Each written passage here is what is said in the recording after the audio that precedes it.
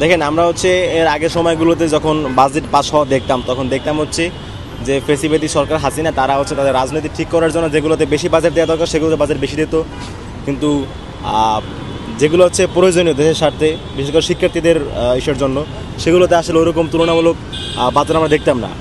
কিন্তু এই অন্তর্বর্তী সরকার যে বাজেটে গতকাল পাস করেছে, সেখানে আপনি আমাকে যেহেতু শিক্ষা খাতে আসলে আমি মনে করি শিক্ষা খাতে বাজেট আরও বাড়ানো দরকার। এবং যেহেতু আমাদের উপদেষ্টা মণ্ডলীতে দুজন ছাত্র উপদেষ্টা রয়েছে, তো তারা থাকার পরও কীভাবে শিক্ষা ক্ষেত্রের বাজেট এখন অপ্রতুল হয়, এটা আসলে আমাদের জন্য একটা চিন্তার বিষয়, একটা দুঃখের বিষয়। সো আমরা চাই শিক্ষার্থীদের কল্যাণে শিক্ষার্থীদের জন্য ব্যয় করার জন্য যে বাজেট সেটা আরও বৃদ্ধি করা হোক, এবং এক্ষেত্রে ছাত্র উপদেষ্টা যারা উপদেষ্টা মণ্ডলীতে রয়েছে তাদের এখানে কার্যকর ভূমিকা রাখা দরকার বলে আমি মনে করি। আসলে আমাদের গতকালকে যে বাজেটটা করা হচ্ছে সেটা শিক্ষার্থী বান্ধব বাজেট হয় নাই। বাজেটটা স্বৈরাচার আমলে যে সমস্ত বাজেট ছিল ওরকমই শিক্ষার খাতে স্পেসিফিক কোনো গুরুত্ব দেয় নাই। বর্তমান উপদেষ্টা মণ্ডলীর মধ্যে যে আমাদের ছাত্র উপদেষ্টা আছে, তারা কোনো প্রকার ছাত্রদের জন্য যে একটু অ্যাট্রাকটিভ বাজেট করা যেটা খুব প্রয়োজনীয় সেটা তারা সেদিকে তারা কোনো গুরুত্বারোপ করা নাই। এটা খুবই হতাশাজনক। শিক্ষাখাতে বাজেটে বাড়ানোর প্রয়োজন বিভিন্ন কারণ থাকে, তার মধ্যে একটা অন্যতম কারণ হচ্ছে আমাদের গবেষণা সেক্টরে বাজেটটা খুব দরকার, কারণ আমাদের শিক্ষার মান আন্তর্জাতিক মান পর্যায়ে পোষায় নেই।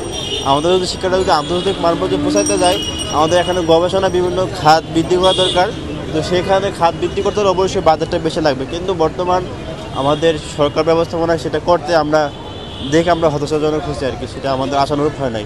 আমরা দেখতে পেয়েছি গতকালকে যে বাজেটটি হয়েছে সেটা আসলে সেই পুরনো আমলের মতোই হয়েছে, যেটা শিক্ষার ক্ষেত্রে শিক্ষাকে ওইভাবে গুরুত্ব দেওয়া হয়নি। একটি উন্নয়নশীল দেশ হিসাবে আমরা মনে করি এদেশের শিক্ষা ব্যবস্থা যদি উন্নয়ন হয় এবং উন্নয়ন করতে হয় তাহলে একটি সমৃদ্ধশালী বাজেট প্রণয়ন করতে হবে। কিন্তু গতকালকে যে বাজেট প্রণয়ন করা হয়েছে তার মধ্যে আমরা তার চিহ্ন পাইনি।